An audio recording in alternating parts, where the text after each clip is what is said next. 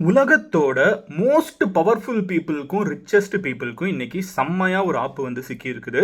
இவங்கெல்லாம் பார்ட்டிங்கிற பேர்ல, ஃப்ரெண்ட்ஸுங்கிற பேர்ல தனியா ஒரு ஐலாண்டுக்குள்ள போய் என்னென்ன பண்ணியிருக்காங்க, யார் யார் கூட என்னென்ன பண்ணியிருக்காங்க, என்னென்ன கூத்தடிச்சிருக்காங்கங்கிற எல்லா விஷயமும், அதுல எவ்வளோ தப்பு நடந்திருக்குது, இதை வச்சு அவங்க என்னென்ன பண்ணியிருக்காங்கங்கிற எல்லா விஷயமும் இன்க்ளூடிங் அதில் நிறைய பெண்களோட ஃபோட்டோஸ்லாம் பிளராக இருக்குது. ஆல்மோஸ்ட் எல்லா பொண்ணுங்களோட ஃபோட்டோஸும் ஃபேஸஸும் பிளராக இருக்குது. ஆனால் கூட இருந்த பவர்ஃபுல்லான பீப்புள், சாதாரண ஆட்கள் இல்லைங்க. உலகத்திலே ரிச்சஸ்ட் பர்சன் யாருன்னு கேட்டால் நம்ம என்ன சொல்லுவோம்? பில்கேட்ஸ் சொல்லுவோம். பில்கேட்ஸோட ஃபோட்டோ உள்ளே இருக்குது. உலகத்திலே பவர்ஃபுல் பர்சன் யாருன்னு கேட்டால் என்ன சொல்லுவோம்? நம்ம வந்து டொனால்டு ட்ரம்ப்போட பேர் சொல்லுவோம். டொனால்டு ட்ரம்ப் பேர் அடி வாங்குது. இதுக்கு முன்னாடி இருந்த பவர்ஃபுல் பர்சன்னா என்ன சொல்லுவோம்? X American president bill Clinton சொல்லுவோம்ல. பில் கிளின்டனோட ஃபோட்டோ உள்ளுக்குள்ளே சிக்கி இருக்குது. இந்த உலகத்தோட நான் தான் இருக்கிறதுலே பெரிய பணக்காரன், நான் தான் இருக்கிறதுலே பவர்ஃபுல்லான, நான் ரொம்ப நல்லவன்னு சொல்லிக்கிட்ட நிறைய பேர் வந்து உண்மையிலேயே ஒரு ஐலாண்டுக்குள்ள என்னென்ன பண்ணியிருக்காங்கிறது இப்போ ப்ரூஃபோட சிக்கியிருக்காங்க. இதுதான் இந்த எப்ஸ்டீன் ஃபைல்ஸ். இன்னைக்கு வீடியோவில் நம்ம என்ன பார்க்க போறோம்னு பார்த்தீங்கன்னா, எப்ஸ்டீன் ஃபைல்ஸ் அப்படிங்கிறது வந்து, எப்ஸ்டீன்னா முதல்ல என்ன? எப்ஸ்டீன்ங்கிறது ஒரு நபர். அந்த நபரோட ஐலாண்டில் தான் இதெல்லாம் நடந்திருக்குது. இந்த நபருங்கிறது வந்து நம்ம ஊரில் கொலோக்கியலா சொல்லணும்னா ஒரு புரோக்கர் ஆர் ஒரு மாமா, அந்த மாதிரி ஒரு வேலையை வச்சுக்கோங்களேன். அந்த மாதிரி ஒரு வேலை பார்த்துட்டு இருக்கிற ஒருத்தன் வந்து இன்டர்நேஷனல் பாலிடிக்ஸ், நிறைய பேர் என்ன நினைச்சிட்டு இருக்காங்கன்னு பார்த்தீங்கன்னா, இது ஜஸ்ட் வந்து இந்த பொண்ணுங்களோட இருந்தது மாட்டிக்கிட்டாங்க. நோ, அதை வச்சு அவங்க பிளாக்மெயில் பண்ணியிருக்காங்க தெரியுமா? அந்த பிளாக்மெயில் தான் இருக்கிறதுலே மிகப்பெரிய விஷயம். அதில் அவங்க என்னென்ன நாடுகளோட செக்யூரிட்டியை நிறைய பேர் வாழ்வாசாவான் இருக்கிற நிறைய விஷயங்களை இதுக்குள்ளே சேர்த்து வச்சிருக்காங்க. நடந்தது நிறைய தப்பு. ஆனால் அதை விட மிகப்பெரிய தப்பு என்னன்னு பார்த்தீங்கன்னா, இதை வச்சு அவங்க என்னென்ன பிளாக்மெயில் பண்ணியிருக்காங்க, இவங்க எல்லாம் எப்படி அவங்க கிட்ட, உலகத்திலே பவர்ஃபுல் பீப்புளும் மிகப்பெரிய பிரசிடென்ட்ஸும் மிகப்பெரிய ரிச்சஸ்ட் பீப்புளும் எப்படி இவங்க கிட்ட சிக்கி இருக்காங்கிற எல்லா விஷயத்தையும் நான் உங்ககிட்ட டீட்டெயிலாக சொல்ல போகிறேன். So let's get started. Hello everyone, நான் Madan Gowri and hello my dear MG squad.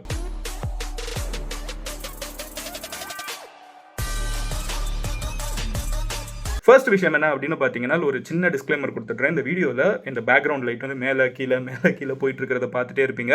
அதுக்கு ரீசன் வந்து, உங்களுக்கு என்ன இன்ஸ்டாகிராமில் ஃபாலோ பண்ணுற எல்லாருக்குமே தெரியும், நாங்கள் நிறைய ஸ்டோரிஸ் அண்ட் ரீல்ஸ் போட்டுட்டு இருந்தேன்.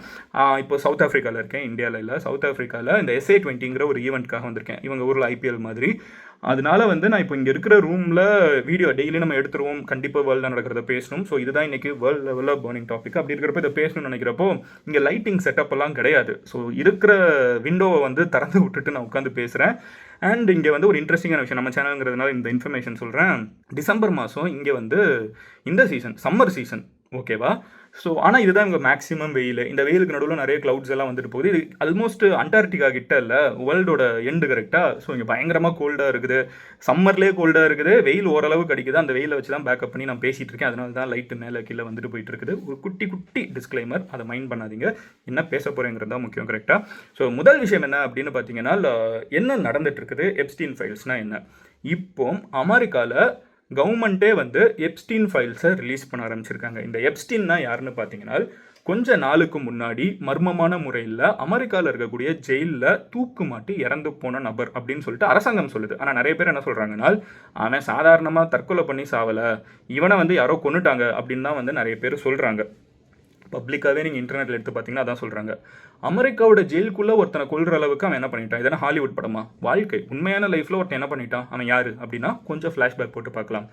எப்ஸ்டீன் அப்படின்னு சொல்லப்படக்கூடிய இந்த ஒரு பர்டிகுலர் நபர் வந்து சின்ன வயசுலேருந்தே பணம் சம்பாதிக்கிறதுக்கு பயங்கரமாக மேடாக இருந்த ஒருத்தன் வந்து ஒரு பெரிய ஒரு பணக்காரனோட டைப் ஏற்படுது. அந்த மிகப்பெரிய அமெரிக்கா பணக்காரனோட வந்து என்ன பண்ணுறான்னு பார்த்தீங்கன்னா, இந்த விக்டோரியா சீக்ரெட்லாம் சொல்லுவாங்கல்ல, அதில் லிங்கான ஒரு பணக்காரங்க, அவங்களோட இந்த எப்ஸ்டீன் என்ன பண்ணுறான்னு பார்த்தீங்கன்னா, அவங்கள வந்து ஹாப்பியாக வச்சுக்கிறதுக்கு, அவங்களோட ஃபினான்ஸை மேனேஜ் பண்ணுறதுக்கு, எல்லா வேலையும் மேனேஜரோட ஃபுல் கம்ப்ளீட் ஒர்க் வந்து he is taking care of it.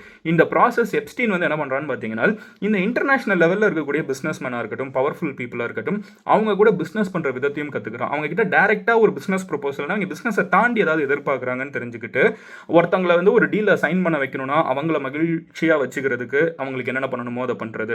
ஒருத்தன் அதே நேரத்தில் மகிழ்ச்சியாக இருந்தாலும் சைன் போட மாட்டான், ஆறு அதில் இன்ட்ரெஸ்ட் இல்லாத ஒருத்தனாக இருக்கான், அவனுக்கு வந்து அதில் இன்ட்ரெஸ்ட் இல்லை, ஏதாவது ஒரு தப்பு தான். இந்த சிவாஜி படத்தில் காமிக்கிற மாதிரி காசு வேணுங்கிறவனுக்கு காசு, ஏன்னா ஒரு கவர்மெண்ட் டீல் சைன் பண்ண வைக்கணும்னா ஒரு லஞ்ச பணமாக கொடுக்குறது, இல்லை வந்து சில பேர் சரக்காக கேட்பாங்க, சரக்கை கொடுக்குறது, வேறு ஏதாவது போதைப் பொருள், சம்டைம்ஸ் வந்து சில பேர் வந்து இந்த எஸ்கார்ட் கிட்ட போகணும்னு கேட்பாங்க. அந்த வாட் எவர் இட் இஸ், அந்த மாதிரி பெண்களோட வாட் எவர் இட் இஸ் எதாக இருந்தாலும் செட் பண்ணி விட்ற ஒரு வேலையும் அவன் கற்றுக்கிறான். ஈவென்ச்சுவலி அவன் என்ன தெரிஞ்சுக்கிறான்னு பார்த்தீங்கன்னா, இந்த ஒரு பிஸ்னஸ் ஸ்ட்ரெயிட் ஃபார்வர்டாக பண்ணுறதை விட இந்த மாதிரி வேலைகள் மூலியமாக நிறைய விஷயங்களை நம்ம அச்சீவ் பண்ண முடியும்னு தெரிஞ்சுக்கிட்டு அவன் என்ன பண்ண ஆரம்பிக்கிறான்னு பார்த்தீங்கன்னா அவனே சொந்தமாக ஒரு பெரிய நெட்வொர்க்கை உருவாக்க ஆரம்பிக்கிறான். நிறைய ஈவெண்ட்ஸ் ஹோஸ்ட் பண்ண ஆரம்பிக்கிறான் அவனோட நியூயார்க் மேன்ஷனில். அமெரிக்காவில் இருக்கக்கூடிய நியூயார்க் தான் வந்து உலகத்தோட ரிச்சஸ்ட் பீப்புளோட ஒரு ஹப்பாக இருந்துச்சு கரெக்டாக. ஸோ அப்படி இன்றைக்கி நிறைய வந்துருச்சு. இன்றைக்கி துபாய் வருது, இன்றைக்கி கத்தாருக்கு போகிறாங்க, இன்றைக்கி மிடில் ஈஸ்ட் மோஸ்ட்டாக அப்படி மாறிட்டு இருக்குது. நிறைய பேர் இந்த சைட் ரிச்சஸ்ட் பீப்புளாக வந்துட்டு இருக்காங்க. பட் ஒரு 20-30 இயர்ஸ்க்கு முன்னாடி இட் வாஸ் யூஎஸ் தான் எல்லாமே, நியூயார்க் தான் எல்லாமே. அப்போ என்ன பண்ணுறான்னு பார்த்தீங்கன்னா நியூயார்க்கில் ஒரு மிகப்பெரிய மேன்ஷனை வந்து ஓன் பண்ணுறான்.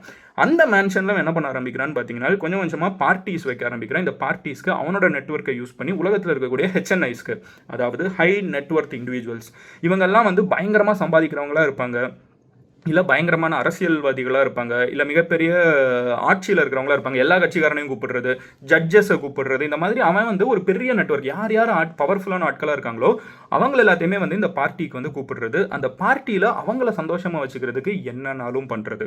இப்படியே பண்ணிட்டு இருக்கிறவங்க வந்து என்ன பண்ணுறான்னு பார்த்தீங்கன்னா இவங்க சந்தோஷமாக இருக்கிறப்போ அதை வந்து ஃபோட்டோஸாக நிறைய எடுத்துக்கிட்டு அதை வந்து பப்ளிசைஸ் பண்ணுறது. நான் இவங்களோடலாம் க்ளோஸ், நீ இவங்க கூட பேசணும்னா எனக்கு இது தான், இப்படி ஏதாவது ஒருத்தன் வந்து சொல்லுவான் ரேண்டமாக, எனக்கு இந்த டீல் சைன் பண்ணணும், எனக்கு வந்து இந்த ஒரு கமிஷனர் வந்து சைன் பண்ணணும்னா அந்த கமிஷனர் இந்த பார்ட்டிக்கு கூப்பிட்டு நல்லா பழகி ஃப்ரெண்ட்ஸ் ஆகி ஈவென்ச்சுவலி அந்த கமிஷனரை வந்து வேற யாரு கூடயாவது இருக்கிறத ஃபோட்டோவாக எடுத்து வச்சுட்டு அவரை பிளாக்மெயில் பண்ணி அந்த இடத்துல சைன் போட வைக்கிறது. மோஸ்ட் ஆஃப் த டைம் பழக்கத்துக்காகவே நிறைய பேர் சந்தோஷமாக சைன் போட்டு கொடுத்துருவாங்க. அப்படி போடலைன்னா நீ இன்னெல்லாம் பண்ணியிருக்க பாரு, என்கிட்ட அதெல்லாம் சாட்சி இருக்குது, நீ எவ்வளோ சரக்கு அடிச்சிருக்கேன்னு இருக்குது, நீ என்ன போதைப் பொருள் யூஸ் பண்ணியிருக்கேன்னு இருக்குது, நீ யார் கூட இருந்திருக்கேன்னு இருக்குது, இருந்தவங்க லீகலா இல்லீகலாங்கிறது வரைக்கும் எனக்கு எல்லா டேட்டாவும் இருக்குது.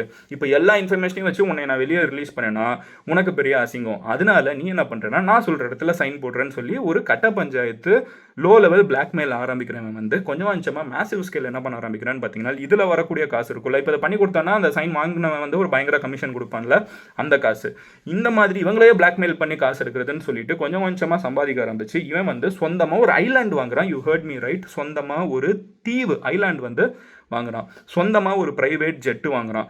ப்ரைவேட் ஜெட்டும் ப்ரைவேட் ஐலாண்டும் வாங்கின ஒருத்தன் வந்து நியூயார்க்கோட நிறுத்துவானா வேர்ல்டு ஃபுல்லாக யோசிக்க ஆரம்பிக்கிறான். வேர்ல்டு ஃபுல்லாக இப்போ அமெரிக்காவில் இருக்கிற பவர்ஃபுல்லான பீப்புள், பவர்ஃபுல்லான ரிச்சஸ்ட் பீப்புள்னு வச்சாலே இவ்வளோ சம்பாதிக்க முடியும்னா வேர்ல்டு ஃபுல்லாக இருக்கிற ரிச்சஸ்ட் பீப்புள், வேர்ல்டோட மிகப்பெரிய பிரின்ஸ் இளவரசர்கள் இருப்பாங்க, நிறைய நாட்டில் வந்து மிகப்பெரிய ராணிகள் இருப்பாங்க, ராஜாக்கள் இருப்பாங்க. அப்போ அவங்க எல்லாத்தையுமே கூப்பிட்டு ஒரு இடத்துல எந்த போலீஸும் கிடையாது, எந்த செக்யூரிட்டியும் கிடையாது, அவங்க அங்கே இருக்கிறது வேர்ல்டுக்கே தெரியாது, இந்த மாதிரி ஒரு சீக்ரெட்டான ஒரு ஐலாண்டை பில்டு பண்ணணும்னு சொல்லிட்டு முழுக்க போதைக்காகவும் மது மாதுமாங்கல்ல இந்த 3 விஷயத்துக்காகவும் அவன் வந்து முழுக்க ஒரு ஐலாண்டே உருவாக்குறான். இந்த ஐலாண்டில் உலகத்தில் இருக்கக்கூடிய மோஸ்ட் ஃபேமஸ் பீப்புள், ஃபேமஸ்னு சொல்ல முடியாது, மோஸ்ட் பவர்ஃபுல் பீப்புள் எல்லாரையுமே இன்வைட் பண்ண ஆரம்பிக்கிறான். எப்ஸ்டீனோட பார்ட்டிக்கு போனாலே நிறைய பேர் வந்து அதுக்கு அடிச்சுக்க ஆரம்பிக்கிறாங்க. இன்க்ளூடிங் இந்த லிஸ்ட்டில் இருந்த இன்னைக்கு சிக்கியிருக்கிற ஆட்கள் யாருன்னு பார்த்தீங்கன்னா பில் கேட்ஸ், உலகத்தோட ரிச்சஸ்ட் பர்சன் பில் கேட்ஸ் இந்த லிஸ்ட்டில் இருக்காரு. உலகத்தோட one of the greatest scientist Stephen Hawking இந்த லிஸ்ட்டில் இருக்காரு. உலகத்தோட இன்னைக்கு most powerful person Donald Trump நிறைய முறை எப்ஸ்டீனோட மீட் பண்ணியிருக்காரு. எப்ஸ்டீனும் ட்ரம்ப்பும் ஒன்றா இருந்த ஃபோட்டோஸ் இருக்குது. ட்ரம்ப் எனக்கு அதை தாண்டி எதுவும் தெரியாதுன்னு சொல்கிறாரு, பட் அவரோட பேரும் நிறைய இடத்துல அடிபடுது. பில் கிளின்டன் ஃபோட்டோவோட உள்ளுக்குள்ளே என்னென்ன பண்ணியிருக்காருங்கிறது இப்போ வெளியே வந்துட்டு இருக்குது. இது போக அமெரிக்காவில் இருக்கக்கூடிய நிறைய செலிபிரிட்டிஸ், வேர்ல்டு ஃபுல்லாக இருக்கிற நிறைய செலிபிரிட்டிஸு, வேர்ல்டு ஃபுல்லாக இருக்கிற நிறைய பவர்ஃபுல் பீப்புள், நிறைய ஜட்ஜஸ், நிறைய பிரசிடென்ட்ஸு, பிரைம் மினிஸ்டர்ஸ்னு நிறைய பேரோட பேர் இதுக்குள்ளே இருக்குது. இவங்க எல்லாத்தையுமே என்ன பண்ண ஆரம்பிச்சிருக்கான்னு பார்த்தீங்கன்னா கொஞ்சம் கொஞ்சமாக தனியாக ப்ரைவேட் ஒரு ஃப்ளைட்டே வச்சுருக்கேன், ப்ரைவேட் ஜெட்டு. அந்த ஜெட்டோட பேர் வந்து லோலாவோ சம்திங். அந்த எனக்கு நான் வந்து நோட்ஸ் எதுவுமே எடுக்கல, நான் ஃபுல்லாக ஃப்ரம் ஹார்ட் ஃப்ரம் பிரெயின் நான் பேசிகிட்டு இருக்கேன்.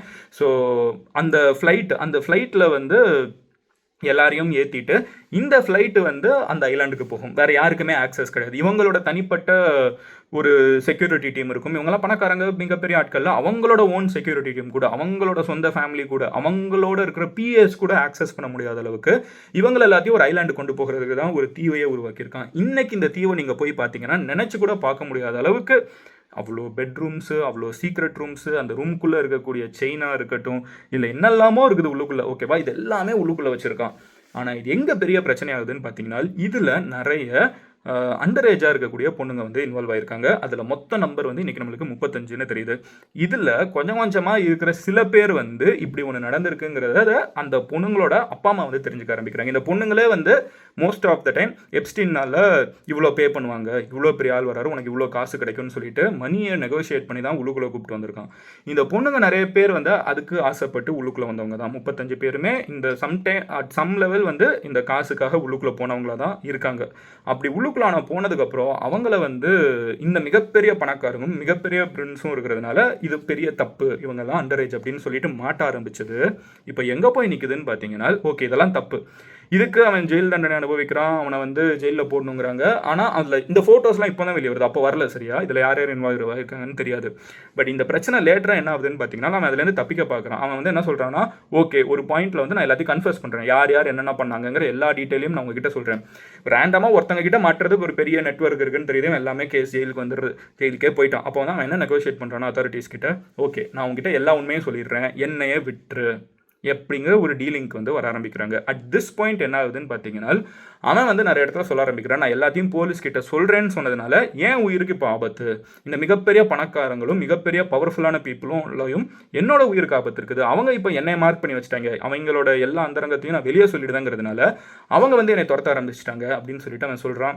சொல்லி கொஞ்ச நாளில் மறுபடியும் ஜெயிலுக்கு போகிறான். ஜெயிலுக்கு போனப்போ அவனை என்னென்ன சொல்லி போலீஸ் வெளியே எடுத்தாங்களோ, சரி ஓகேப்பா உனக்கு நீ கேட்குறதெல்லாம் சொல்கிறேன், நீ யார் யார் தப்பு பண்ணாங்கிற எந்த டீட்டெயில் சொல்லுன்னா அவன் சொல்கிறேன்னு சொன்னானோ அது எதையுமே சொல்லாமல் மறுபடியும் ஜெயிலுக்குள்ள அவன் வந்து ஒரு நாள் காலையில் பார்த்தீங்கன்னா தூக்கு மாட்டி இறந்துட்டான் அப்படின்னு சொல்லி சொல்கிறாங்க. மொத்த அமெரிக்காவும் இல்லை இதில் சதி இருக்குது அப்படிங்கிறாங்க. போலீஸ் சைடு என்ன சொல்கிறாங்கன்னா, சதியெல்லாம் இல்லைங்க, அன்னைக்கு வந்து அவன் தூக்கு மாட்டி தான் இறந்துட்டான். சரி தூக்கு மாட்டி இறந்துட்டானா, ஸ்டேஷன் எங்கே பிரிசனுக்குள்ளே ஜெயிலுக்குள்ளே தானே, அப்போ சிசிடிவி காட்டு அப்படின்னா போலீஸ் என்ன சொல்கிறாங்கன்னா, இல்லை அன்னைக்கு சிசிடிவி எதுவுமே ஒர்க் ஆகலை அப்படிங்கிறாங்க. இது அமெரிக்காவில் இருக்கிற ஜெயிலில் வந்து சிசிடிவி ஒர்க் ஆகலையா. சரி அங்கே எந்த செக்யூரிட்டி இருந்தாங்க, அந்த செக்யூரிட்டியை கூப்பிட்டு, செக்யூரிட்டி எப்படி பார்க்காம இருந்திருப்பாங்க, ஒருத்தன் இவ்வளோ தூக்கு மாட்டி இறந்துருக்காங்க, அந்த செக்யூரிட்டியை கூப்பிட்டுனா இல்லை அன்னைக்கு செக்யூரிட்டி வந்து அங்கே இல்லை அப்படிங்கிறாங்க. நான் சிசிடிவியும் கிடையாது செக்யூரிட்டியும் கிடையாது, ஆனால் அவன் தற்கொலை பண்ணிட்டான், அவன் வந்து ஜெயிலில் தூக்க மாட்டிக்கிட்டு அதை நாங்கள் நம்பணுமானா ஆமாம் அப்படின்னு அமெரிக்கா சொல்கிறாங்க.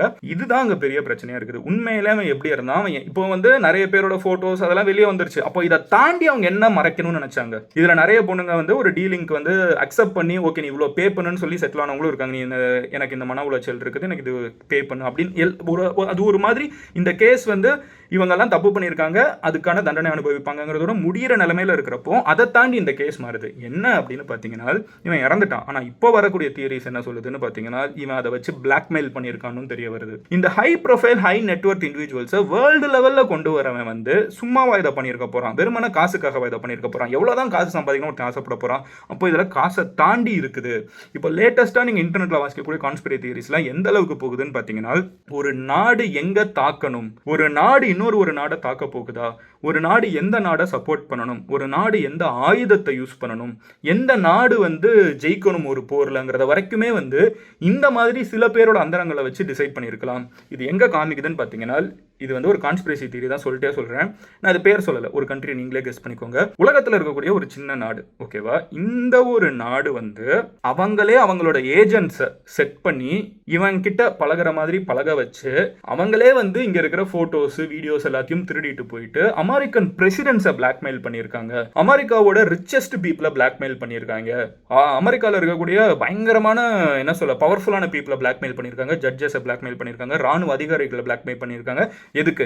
அவங்க நாட்டோட ஆதாயத்துக்காக. இவங்க நாடு வந்து சில பிரச்சனைகள்ல இருந்து தப்பிக்கணுங்கிறதுக்காக அமெரிக்காவோட பிரசிடென்ட்டையே மிரட்டுறதுக்கு எப்ஸ்டீன் மாதிரி ஆட்களை யூஸ் பண்ணியிருக்காங்க.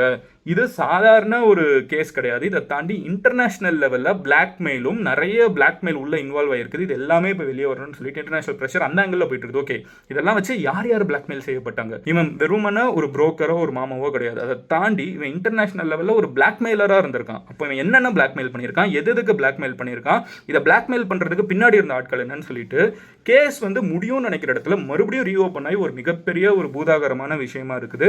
இதை வச்சு இன்னொரு நாடு அமெரிக்காவை பிளாக்மெயில் பண்ணுச்சா, அந்த நாடு இன்னைக்கு வரைக்கும் அமெரிக்காவை பிளாக்மெயில் பண்ணிட்டு இருக்கா, உலகத்தோட நிறைய பேர் இதில் சிக்கிட்டு இருக்காங்களா, இன்னும் எத்தனை பேர் சிக்கியிருக்காங்க, எவ்வளோ டாக்குமெண்ட்ஸ் வெளியே வருது, சில டாக்குமெண்ட்ஸ் வெளியே வந்தது ட்ரம்ப்போட பேர் இருக்கிறதெல்லாம் அமெரிக்கன் கவர்மெண்ட் டெலிட் பண்ண பார்க்குது, அது மறுபடியும் இஷ்யூ ஆகி மறுபடியும் ரிலீஸ் பண்ணுறாங்க. ஏகப்பட்ட விஷயங்கள் யூஎஸ்ல போயிட்டு இருக்குது.